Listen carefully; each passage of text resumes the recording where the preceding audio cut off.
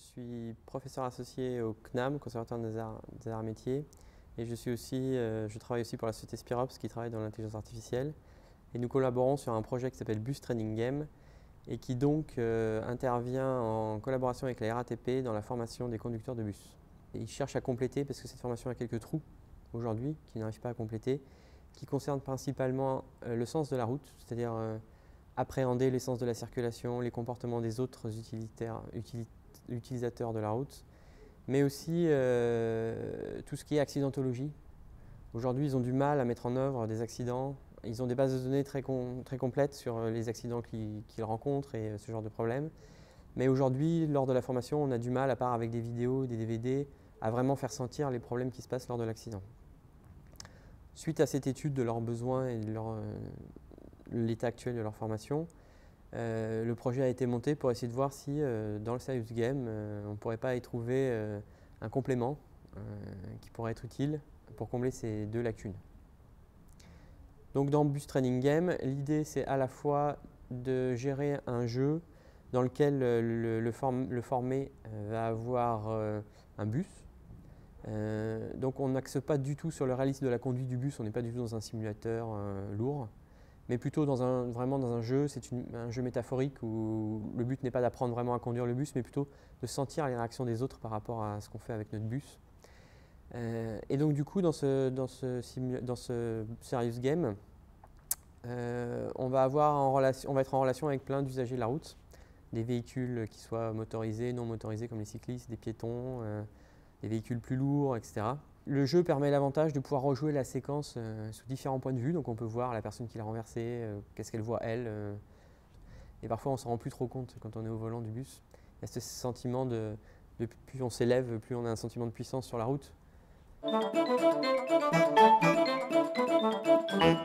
Alors l'intelligence artificielle pour le projet Bus Training Game est importante à deux niveaux. Tout d'abord, pour que la simulation marche, il faut que les comportements des usagers de la route soient très corrects et représentent exactement ce qui se passe dans la vie, puisque sinon les messages captés par l'apprenant seront mauvais et la simulation, enfin, le jeu n'aura pas d'intérêt réel en termes de formation. Donc un des premiers gros apports, c'est vraiment de créer des humains virtuels, des pilotes de vélo, de moto, de voitures, de camions, d'autres bus virtuels capables d'être crédibles. Et le second point qui est moins présent dans Bus Training Game, parce que Bus Training Game a une particularité par rapport à pas mal d'autres projets. Tout d'abord, les séances se font avec un formateur. Donc il y a une part très importante du debriefing. Et cette part est très importante.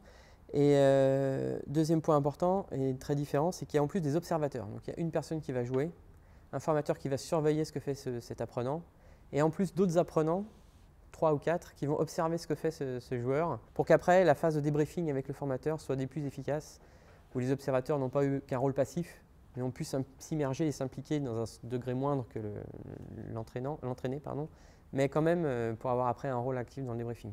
Donc cette phase qui est très particulière dans Bus Training Game, parfois peut être en partie remplacée par de l'intelligence artificielle dans d'autres projets où on va compenser le nombre d'exercices par l'efficacité. Alors je vais expliciter un peu.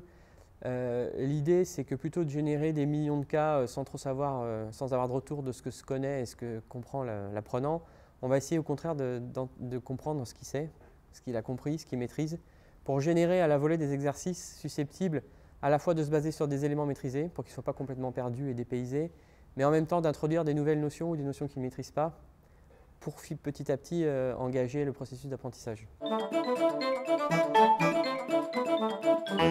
Donc l'intelligence artificielle, c'est tout processus qui est censé reproduire l'intelligence. Et nous, ce qu'on appelle l'intelligence, c'est en gros l'intelligence humaine. Donc toutes les fonctionnalités qui font que l'humain se détache des autres mammifères. On n'arrive pas à reproduire les capacités humaines dans leur intégralité. Donc, l'ordinateur a des avantages par rapport à l'humain. Il a une mémoire quasi parfaite, il a une capacité de traitement de données qui est en partie supérieure à la nôtre. Il a des inconvénients, donc il y a certaines tâches que nous on fait beaucoup mieux que lui, l'induction, la généralisation d'exemples, la transposition de ces généralisations à d'autres exemples. il a beaucoup plus de mal que nous à faire ça. Et en fait, c'est un processus qu'on utilise très souvent dans notre raisonnement, malheureusement pour la reproductibilité. Mais du coup, l'ordinateur, souvent, il peut être meilleur qu'un humain, entre guillemets, quand on le focalise sur certains domaines très précis, dans lesquels on ne va pas avoir toute l'amplitude du raisonnement humain, mais on va pouvoir se focaliser dans des domaines restreints, comme par exemple jouer à la géopardie ou jouer aux échecs, ou dans d'autres jeux, il est un peu moins fort, comme au Go par exemple, il est un petit peu moins fort. Pour un humain, il y a des choses qui sont tellement évidentes qu'on les retransmet plus facilement. Mais aujourd'hui, pour des applications, et notamment pour Bus Training Game par exemple, on peut simuler un conducteur qui s'énerve au volant de sa voiture. C'est possible. Parce que le conducteur de bus va le gêner, il va l'empêcher de doubler. Ça va forcément provoquer un certain énervement de la part du conducteur qui va avoir tendance à klaxonner, etc. Et ça, c'est important d'avoir ces émotions qui soient retransmises, puisque ça fait partie de l'exercice.